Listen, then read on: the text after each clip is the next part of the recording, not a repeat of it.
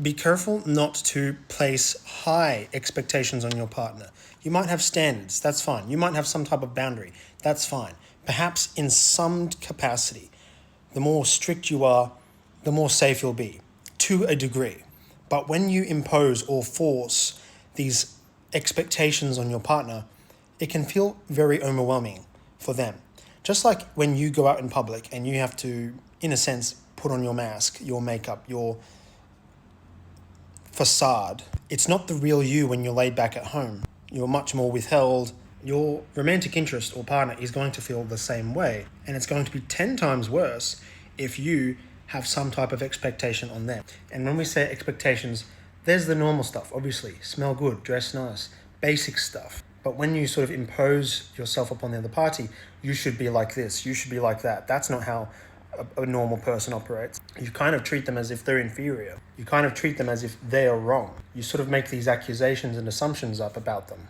You kind of even compare them to other people. And then when they hear the little tiny comments and remarks that you make about them, those little tiny things sit with them perhaps for weeks. They ruminate and reminisce over those little tiny things that you've said, and it sits with them and they don't know what to do with that information. And so they kind of just put on a mask and do their best to perform.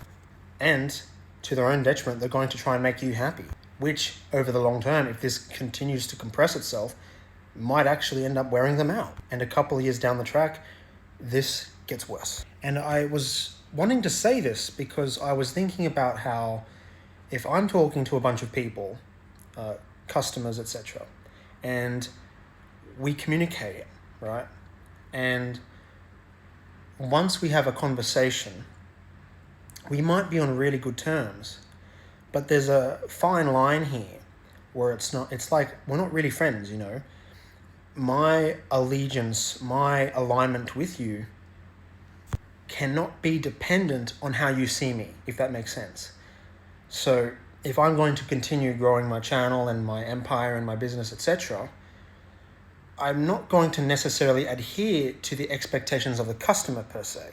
I'm going to try and find a way to express myself without feeling guilty about being myself. And I think a lot of people can appreciate that, even though that might be a scary thing as well. And this is why I thought about your partner being in the same boat. And you yourself may have felt this. Just because you've had a great time together, just because you've done so much together, just because you're in alignment with a lot of things, doesn't mean that they have to remain in that position.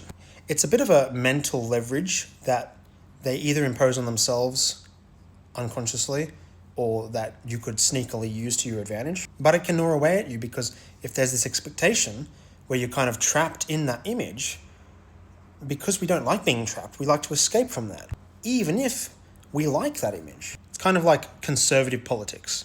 I lean more towards conservative stuff, but at the same time, even though I agree with it, if someone was to literally try to impose that on me, I would get repulsed. Even though I am a Christian, etc., when someone else tries to impose their Christian opinions on me, I would get repulsed. Because just because we're Christian, or just because we're apolitical, or just because we're conservative, doesn't mean that I have to be in perfect alignment with the image that you project onto me. And so your partner is the same. Your partner doesn't want to adhere to this cage that you construct in your mind and you place them in that cage. Let them be free.